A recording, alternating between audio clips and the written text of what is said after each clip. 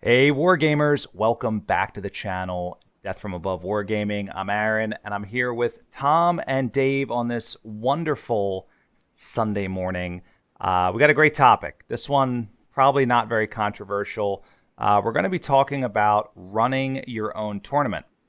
So not only is Dave a 3D printing extraordinaire, but Dave also runs a lot of local tournaments in the Harrisburg area. I think we might have mentioned that before.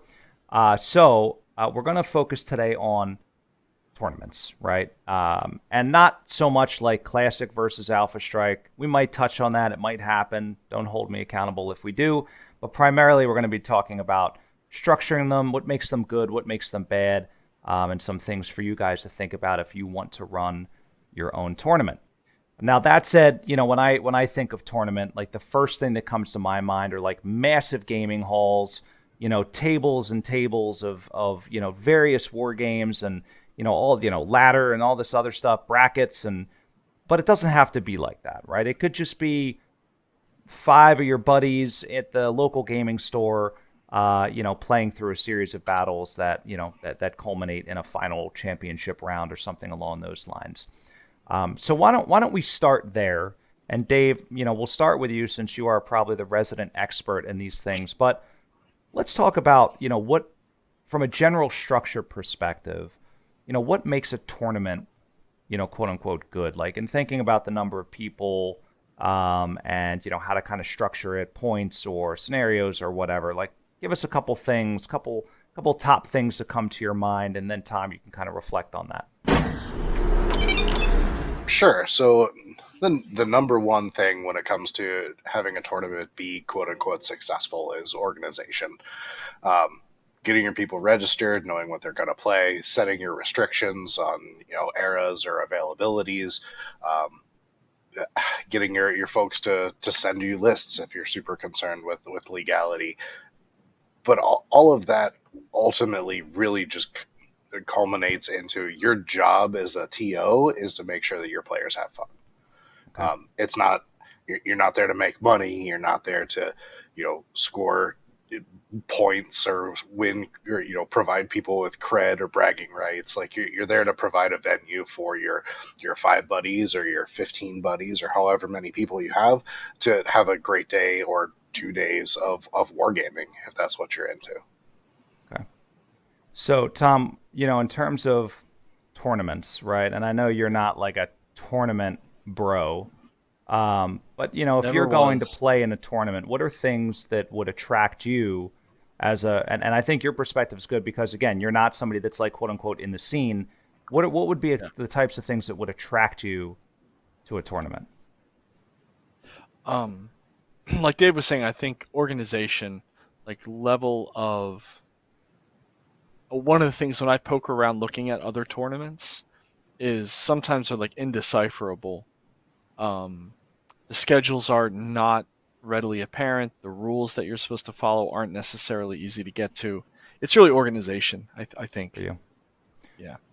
The other piece of this is I want like a fair and balanced chance at winning the pot. I want to see well thought out missions that aren't like silly, right? And are clearly just luck of the draw. There's nothing I hate more than going to a tournament and having it be like, well, it's random this and random that. And I think we talked about this in our last jump point. We were talking about missions and how narrative missions could be so cool with like randomized deployments and all of these other things. Like if you have that, like, if it's so random, right? Like the tournament's not fun. Like that's not fun. Like, I'll do random in a narrative game, and maybe instead of a tournament, you run a big narrative thing. That's cool. But for a tournament, for me, like I want in-game structure, right? I want that organization structure outside, but I also want like I want to understand the missions. I want to understand like these are symmetrical. These are the objectives. This is I want to be able to plan my force around like if I get this mission, this is how I'm going to play, right? Mm-hmm. That's the kind of stuff that really excites me as a player is almost that pre-game strategy so that when the boots hit the proverbial neoprene, as it were, you're ready to go, right? You kind of have some sort of formulated plan to play the game. I think I've seen some tournaments where they do that very well, and I've seen other tournaments where it's almost like it should be a narrative thing, but it's not. It's intended Right. to be competitive, and I don't know how that ever shakes out. So that's my 2 cents on it. Yeah, and there's certainly a value in what you're saying there. It takes a good amount of effort to design mission goals that both sides can accomplish.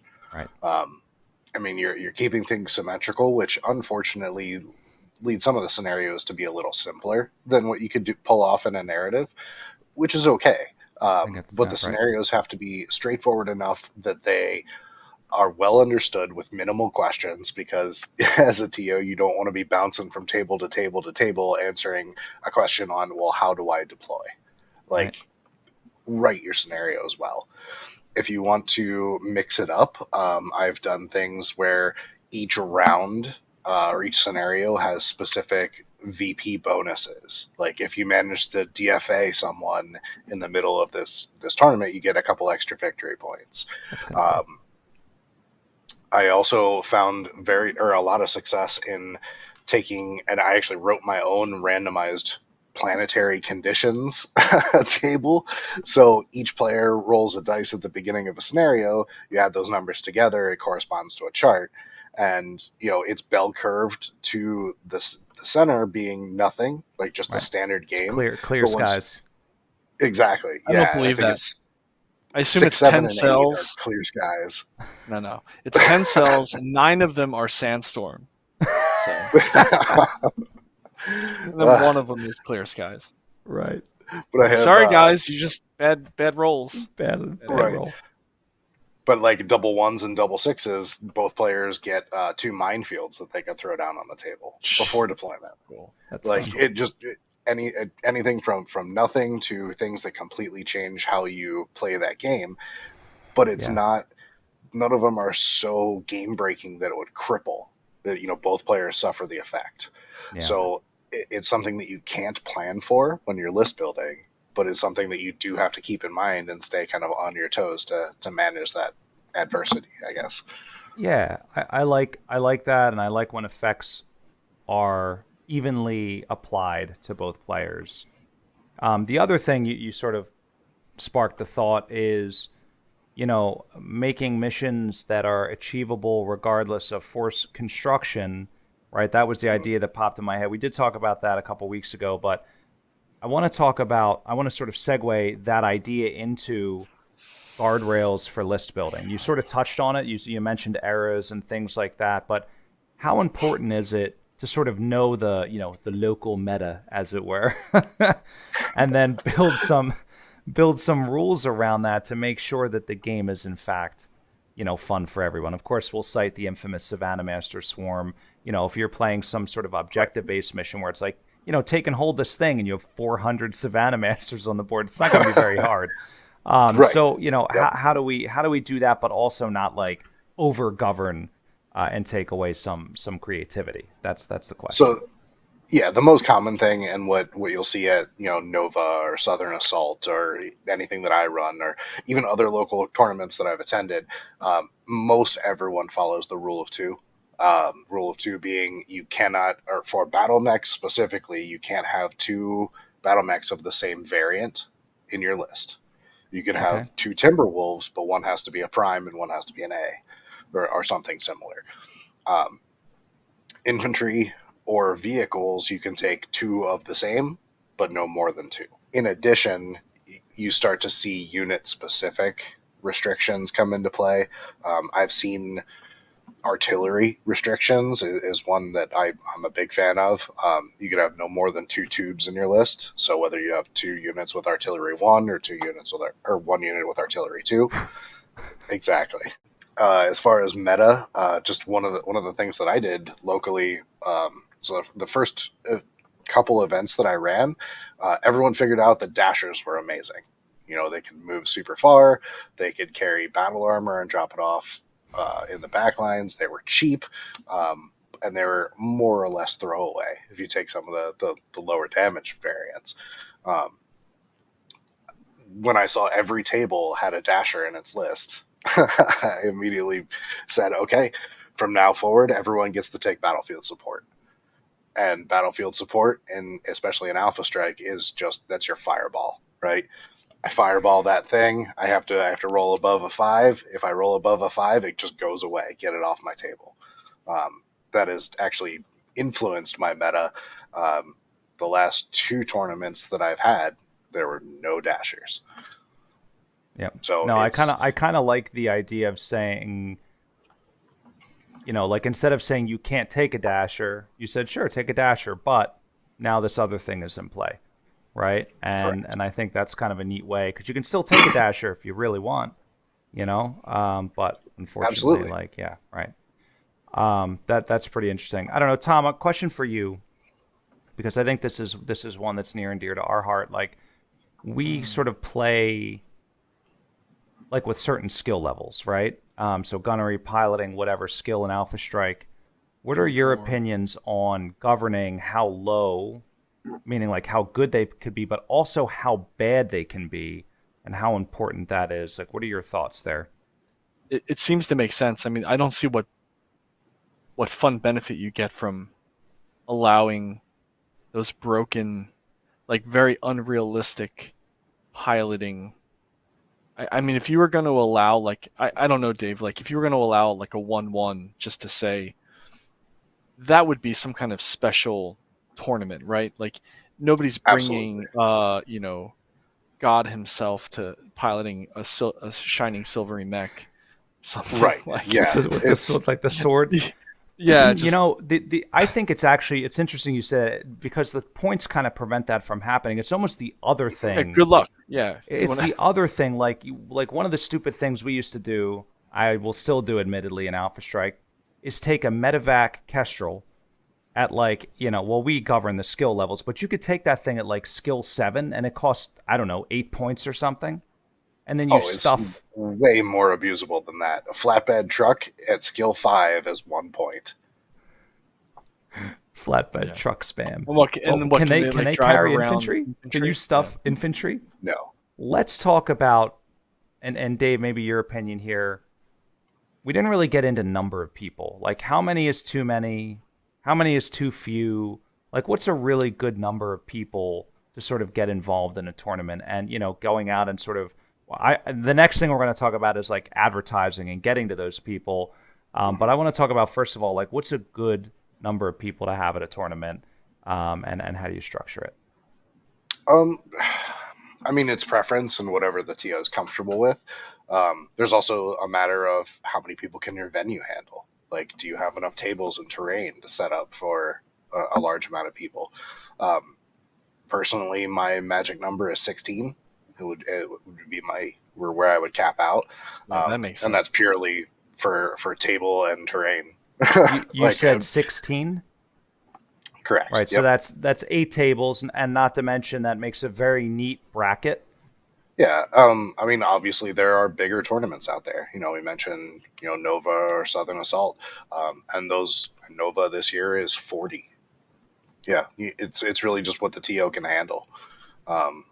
Like I said, my venue can do 16 comfortably, plenty of space, but that's what I can handle and what I can support, prize support wise, which I know opens up the next can. Right.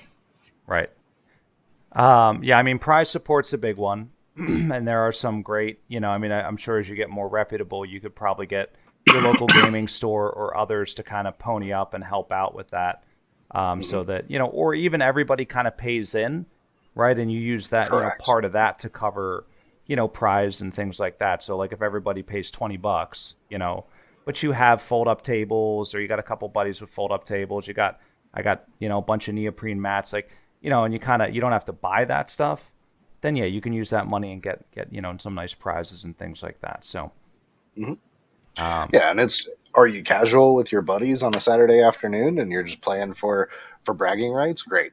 Have somebody build up a silly trophy and pass it around in your group. Can we talk about 3D printing trophies, or is that going to be is that going to add controversy? Anyway, it's a king grab. Actually, can we talk about this Kestrel real quick? Yeah, absolutely. All right, so it's got IT 3.5. 3.5. It's this mash ability that I think translates into more infantry transport. I got to go to the book and look it up. but I think it's the Oh, mash ability. You Google it. I am. While he's Googling, Tom, I wanna jump into the sort of the Bring me last in. question because you're an Sure, expert sure. here. Getting the word Okay. out. So let's assume you're not playing with your buddies. Let's assume you're actually trying to, you're playing at your local gaming store or even at a place like PAX. I guess they kind of advertise on their own, but like let's say a local gaming store.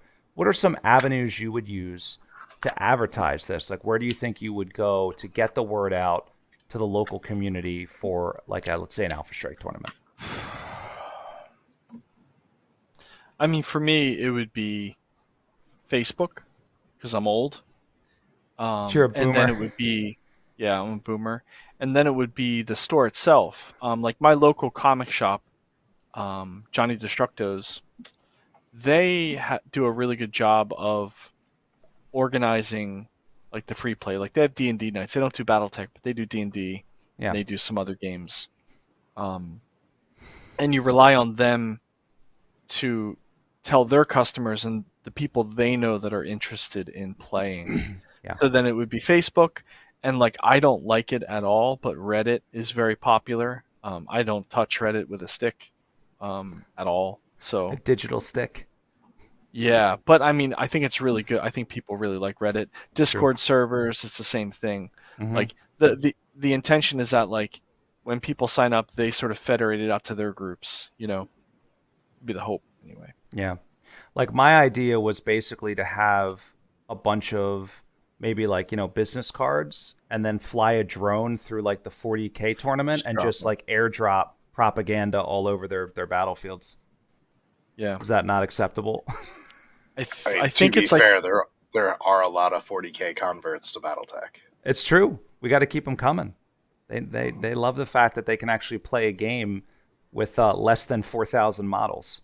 It's an exciting concept. or dollars. Yeah. Sick burn, Games Workshop. Like that. Dave, did you find the They're mash like, ability? I did. So, MASH allows it to accommodate infantry transport up to half of its MASH value. Okay, so it basically gets IT 4.5. Correct. You think it double? You think it adds on top? It adds on top. What's a foot platoon? Or I'm sorry, a jump platoon. Jump platoon carry 32. So are you conventional? Yeah, like just these guys. Okay. So it can carry one jump platoon then. One jump platoon. Okay. Yep. Maybe it's the Karnov that can carry two, and that's one. But even still, right? Like this thing is only 11 points, and that's its skill 4. If we made it skill 7, and I know we're kind of jumping around here, but if I made this thing skill 7, it's 8 points for a flying. Dude, the thing moves half the table, 24 freaking inches. Yep. First for 8 points. And then you put Correct. like flamer infantry in it and they just drop and like cook a mech. I don't know. So anyway, the point is this, guys. When you make a tournament, the moral of the story is organize it well, communicate well, think about the missions. You can feel free to steal our DFA symmetrical missions, or you could look at like some of the others like Nova, right? 16 players, but if not, that's okay. Dave says 16 is the magic number. I tend to agree. I think that's a great number. For me. Now, It's a magic number Aaron, for me. a question for you. Just bringing that up, like, so outside of artillery, would you say that's a good example where you would even have that explicitly listed, like no mash? Because of this... I would say your skill levels have to be within 2 to 5, right, or something along those lines. So, I mean, you can still get the Kestrel pretty cheap, but if they get shot out of the sky, they get shot out of the sky. It's a thing you have to worry about. I mean, but that's just I don't know. So I'll restrict. You can have up to 2 skill 2s and up to 2 skill 7s. And for a 3 to 6, no restrictions. Okay. I would probably do 2 2s and 2 5s, to be quite honest. Sure. But yeah. And also, the other good thing that I loved was your rule of 2. From so if I did the Kestrels, I could only take 2 of them, right? Right. And I could only take 2 flamer jump platoons, right? Correct. So yep. I think that's super. That's a great idea as well. We should probably implement that in our local list building, but we're going to get into our next segment, all right? And this next segment is, Tom, one of your favorite, and Dave, one that you've been waiting for, TriviaTech. Okay? Are you guys ready for TriviaTech? They getting gypped. Very. Let's do it. All right. So I got some really, really good ones here. Keep my hands in view so I won't Google anything. Right. Hands above the table. All right. So question number 1. The Mechtian Enslaver is a computer virus that allows hackers to gain control of a BattleMech's central computer. A pirate group from the Stranta Mechti system known for capturing and selling slaves. C, a parasite that infects insects, driving the host to kill itself. Or C, one of the many models of a C3 slave computer available in the inner sphere. A Mechtian Enslaver. Tom, what do you think? It's got to be A. The computer virus that allows hackers to gain control of a BattleMech central computer. Got it. Dave, what do you think? So obvious, it's probably. I also want to go with A. It is actually C, a parasite that infects insects, driving the host to kill itself. It's a hilarious thing. You should look it up on Sarna. Yeah. Absolutely bizarre. Absolutely bizarre. It's like one of those zombie... Tom, when I read it, I was like, oh my God, yeah. Tom's going to love this. It's like one of those zombie parasites that like basically takes over its host's brain. I don't know why it drives the insect to kill itself. I've never heard of it. I mean, it's real in BattleTech. So yeah. I mean, there are ones... Is this from the Far Country book? Like, this sounds pretty out there. Second question. The Black Lions Cooperative is A, a secret society of politicians within the Free Worlds League that sought to unseat Thomas Merrick. B, an elite mercenary force that mysteriously vanished in 2966 during a Draconis Combine raid on Lions. C, a fighting stable on Solaris 7 notable for being a cooperative of mech warriors rather than having one owner. Or D, a flotilla of merchant vessels turned pirate after being ambushed by the Circinus Federation. The Black Lions Cooperative. C. A fighting stable on Solaris. All right. Dave, what do you think? I mean, I'm just going to match Tom. That seems to be the way to win. No, don't do it. You got to pick something else. I always lose. I don't know at all, but I really like D. The flotilla of merchant vessels? Cool. Yeah, it just sounds super cool to me. I know. Sounds like pirates and, high seas. I was thinking A or C. That was my guess, but I went with C. Well, it is in fact C, a fighting stable on Solaris 7, although I too like the idea of merchants that just kind of go bananas after being ambushed and become pirates. But it is in fact a fighting stable on Solaris 7. That is. I think we Black should both Lions get that Cooperative. point since I... You both get the point. You talked them out of C. You both get the point. Yeah. All right. This one is hilarious. Which of these is not a real house in BattleTech? A, House Andrews. B, House Baxter. C, House Earwig. D, House Salazar. Which one is not a real house? E, Marek. Earwig. No, I'm kidding. A. Earwig is the obvious answer, so that means it can't be. So if Tom goes A, I'm going B. You're going Baxter. Well, in fact, it is House Salazar. Andrews, Baxter, and Earwig are all real houses. Dave, you did not fall for my trick. I saw House Earwig. I was like, oh, this one's too good. Yeah, no, it's Salazar too silly, but it has to be real. Yeah. Salazar. I know. I'm going to make a House Salazar, like a custom unit. Tom, you should do that as you're painting. They all talk with like a snake lisp. Salazar. They talk in parcel tongue or whatever. Whatever the heck it's called. Cobra. Yeah, it's Cobra. Tongue, right. Cobra, yeah. Yeah, it's Cobra, exactly. That's good. Oh, wow. Cobra Commander, he's got like the big... So good. Yeah, all right. Paint all the faceplates chrome. It's perfect. It's perfect. I love it.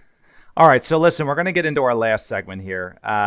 It is the render blender, okay? Ooh. So today we're doing a very special render blender, the smallest of renders that can be blended. It is the flea, Tom. It is the flea. Oh, all right. Love it. All right, so I'm going to go full screen on this guy. There she blows. All right. Wow. And we got look at that. three little renders to go through. So let's talk about the flea. What comes to mind here when you see this beauty? It's great. Like, this is a really cool design. Um, it's they put the cab of like a big rig, like a semi truck or like some kind of work vehicle, just on top of a set of legs, and mounted two giant guns to it. It's really cool. The legs are cool. I like the pistony things in the lower, like, yeah, those very cool. I don't know what they are, but I like them. Yeah, like they're Yeah, man, it's cool. coilovers. Ooh, yeah. They just have a I love the protective casing articulated. around them. Yeah, the articulated feet. They look like they could have those roller skate shoes. Like they could have rollers underneath them. Be Oh my pretty God, cool. what are they called? My It's like a kids little had them. teenager. Yeah.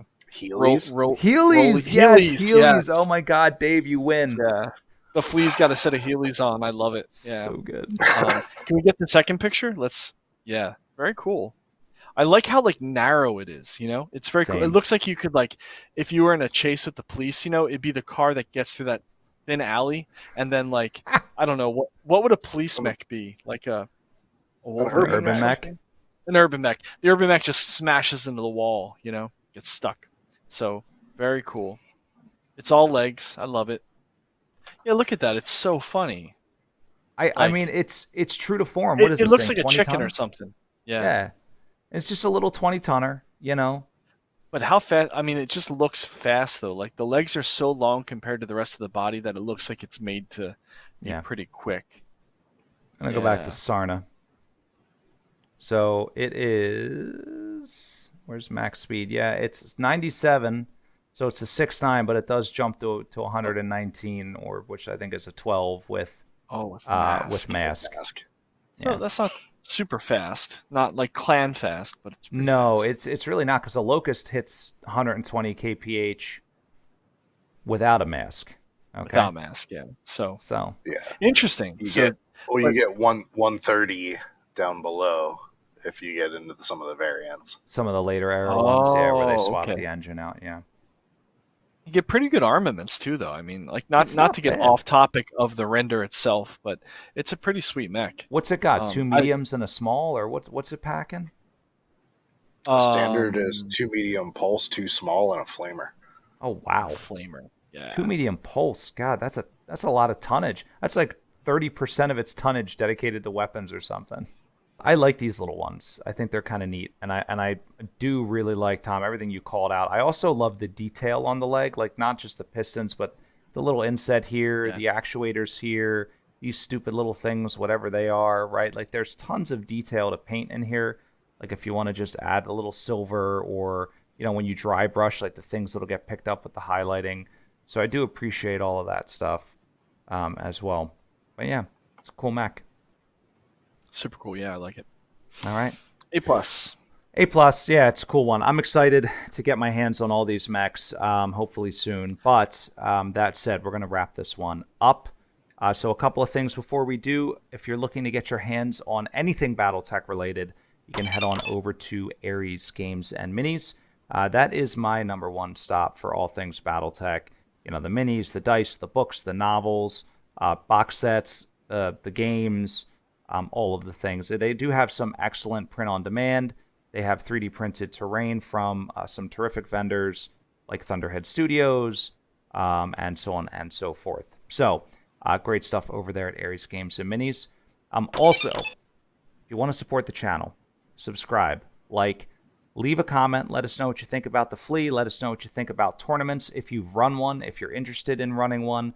I'm curious to know how many of you guys actually organize stuff out there or participate in them. And if you play Classic or Alpha Strike, or whatever you do when you get involved in your tournaments. Would love to hear all about your tournament experiences. Additionally, if you want to get involved further, you can head on over to Patreon. It's as little as $1 a month. That gets you in on the action, all the behind-the-scenes stuff. What's going on at the channel. We give at least a monthly update, if not more. So again, little as $1 a month, and that helps to keep all the lights on and the cameras rolling. That said, that's all I got.